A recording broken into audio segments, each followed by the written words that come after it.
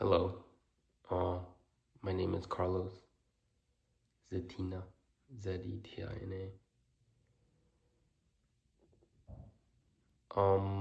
Today is Tuesday,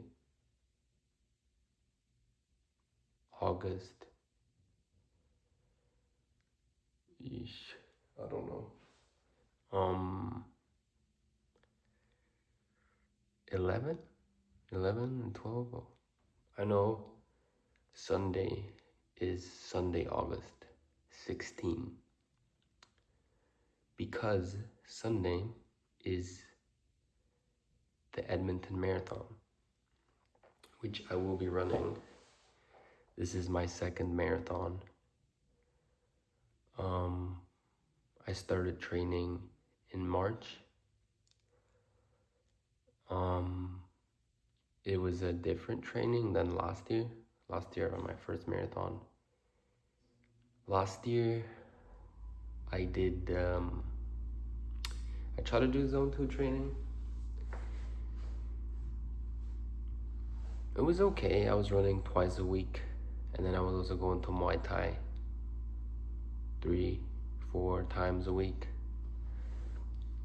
So it's cardio, but ultimately, I didn't do as much speed as I should have. I run mostly, thinking about zone 2 and, 80-20 split. It was okay. I think the most I ran was like 32 kilometers before the race, but I did walk in my training for my last 2 long races. And then the day of the marathon, which was the City, Mexico marathon, around August or September last year, so almost a year ago, I ended up doing really good for the first half, and then I don't want to say that I got burnt out. I feel like I got scared because I was running faster than I've run my whole training. And when I got to the halfway point, I was scared. I was like, there's no way I'm gonna run the next 21 kilometers. I was doing like a 6 pace, like under 6. I ran 21 kilometers in 2 hours, or just about like a little bit less. Yeah, and then I just freaked out. I overhydrated, and then I ended up doing like 4:40, 4 hours 40 minutes. It was okay. But this year, because I know that experience, I trained mostly trying to concentrate on heart rate, not zone 2 specifically, but trying to keep a low heart rate by focusing on my breath. More less. Another part of it was like answering questions that are uncomfortable to ask yourself when you're training, right? Can I keep a whatever pace for this long? So as opposed to last year, I did a lot of speed. This year I ran, I want to say like 80% of my training was on trail. The marathon is not a trail, it's like an asphalt city marathon. I did a lot of trail for speed, trail for long distance, trail, some treadmill too, and then some not trail. It was a trail, but not elevation change, just straight. A little bit of that. I'm doing really good. I can maintain 1 hour and 30 minutes, 1 hour and 30 minutes. I can do a 6 kilometer minute on trail, fast, no non-stop, good hydration, good breath control after the, like, super good breath control. And then the long distance, start slow, first chunk, second chunk a bit faster, and then just proving myself that I have a tank after long distance. Essentially, like, I can start slow and then fast. Really proving that. And then the inclines, running fast in the inclines, running fast in general. Like also under my marathon pace. Like did kilometers on trail like 5:40, really good. Yeah. And then what else? Yeah, basically that's what I did. For my training, 3 times a week, 4 times a week. I did have to change my style of training in the middle of it because I was just not hitting the numbers in speed, so I had to involve more speed. I was not as fast as I could be, and I was also doing a lot of long distance running right next to each other. So some weeks I would do Thursday, Friday, Saturday, or Tuesday, Wednesday, Thursday, or Monday, Wednesday, Thursday, back to back long distance. So it'd be like 2 hours on Tuesday, 2.5 hours on Wednesday, 2:45 on Thursday, like, which I was able to do, but it's just by the end I just didn't have the tank to go fast, right? So breaking them down, spreading them out, doing speed, sometimes doing long distance, and then doing like recovery runs with no aim of pushing that long-term resistance, but or that speed resistance, just recovery runs. Another thing maybe you've noticed from what I'm talking about, I didn't train based on distance. I trained based on time. That's all I did. Because my goal for this marathon is to run it under 4 hours, right? So, thinking 4 hours. Not thinking 42 kilometers, think 4 hours. I need to be able to run for 4 hours, right? I trained, my maximum long distance run was 3 hours, no stopping, increasing speed, or like average speed pace. I divided the run into 4. So 3 times 60 is 180. Divided 4, like 40 and a bit minutes, 45 minutes, I don't know.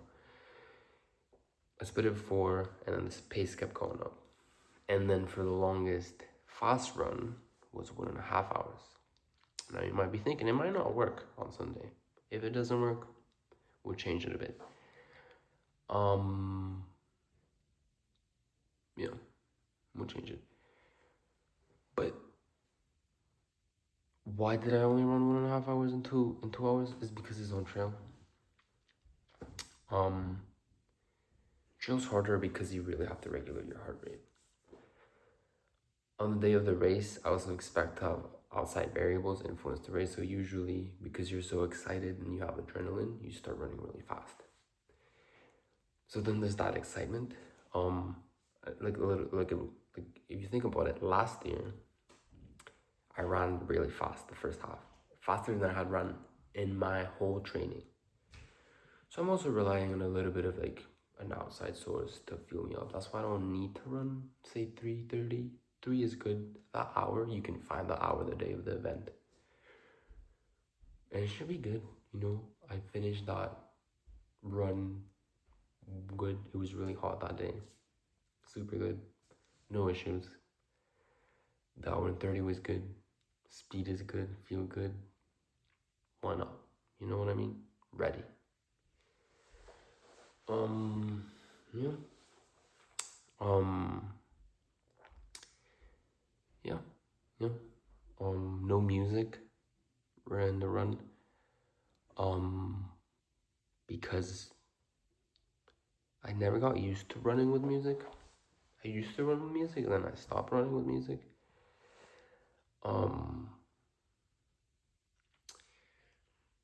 Yeah, it doesn't help after a certain point to me. Like, it's just kind of annoying. Hard is easy, you know. It's just how it is. Like, yeah, sure, I think music can make you run faster for maybe 2-3 kilometers, but after that, you're on your own, even if you have music, you know, like, you know. What else? Hydration's been important, training hydration. Honestly, pretty bad with hydration. I like last year I ran like 16 kilometers, no water. This year, if I was running more than an hour, I would hydrate. Every 15 minutes, you know, simulate those 2.5 kilometers usually that they have between hydration stations and races. It'll be fine. I'll hydrate. I'll start hydrating after. I'll start hydrating on Sunday at the hour and 45 minutes, and then at the 2 and 15. The split, psychological split. Last year, I overhydrated right after the 21 kilometers, right? So I want to do this. I want to hydrate before I think I need to hydrate, and then not hydrate for at least 30 minutes, so it's more regulated, right? When I actually do seek that hydration, is after that mental block. After that, hydrate 2:30, 2:45, 3, maybe not 3, 3:15, 3, and then the end of the race, right? Why not 3? I find that I do get a little bit, when I'm doing those 15-minute between hydrations after the 2 hours, sometimes I feel like I don't need to drink water because I'm already quite full. More than anything, maybe a spray of water, getting your hat wet, getting your face wet, shaking your knees, stuff like that, and keep going. I try to do water. I'll try to do water, my first 2 hydrations, and then electrolytes, and then alternate them. Electrolytes I feel like sometimes are too heavy. Water sometimes is easier to overdrink because when you're running and it's really hot, you just drink and the water's gone, you know? You don't even swallow it, it's just gone. That's what it feels like. Yeah. That's my plan. It's gonna be good. Marathon. It's gonna be a good marathon. And then what after this? What are you gonna do after this? So, why marathons? I've been running. I was trying to think the other day. I was talking to my girlfriend, and I was trying to figure out when I started running. I know for sure I had the Nike Run app in 2016. My fastest kilometer ever recorded, and my fastest 5 times and 10 times, I think, 10 kilometer, 5 kilometer, are in that Nike app. I think my faster ever kilometer has been like 3:55, which is pretty good for normal people.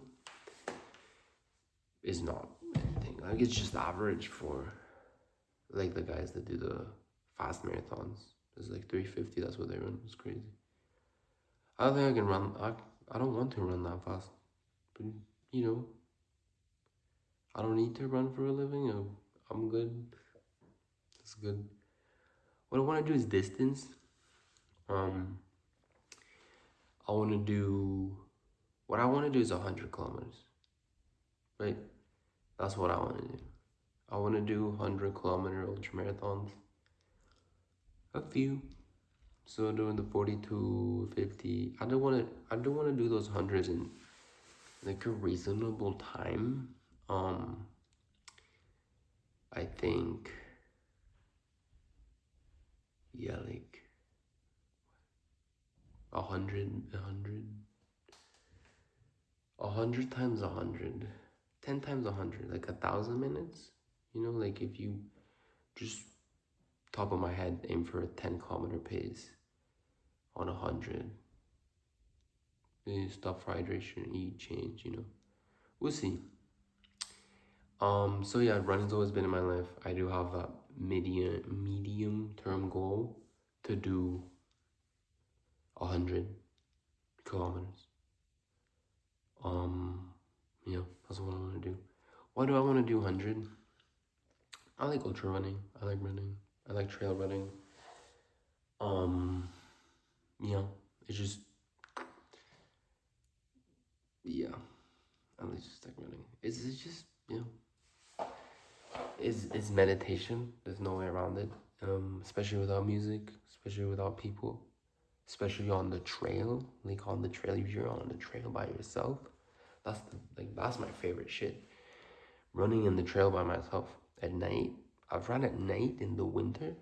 The fucking thing is frozen. You're like slipping. It's the best shit. Like you hear weird noises. You just keep going. Or in the jungle. I ran in the jungle too. I ran in the forest. Run in the mountain. It's just fun. It's just fun. Like if you just if weird shit happens. Did I just see that? Did I know? I don't know. Do I want to talk to that thing that I know? I'm just running. Yeah, it's just fun. Yeah. So running is a good base for this other thing I want to do. Mountaineering. Yeah. So,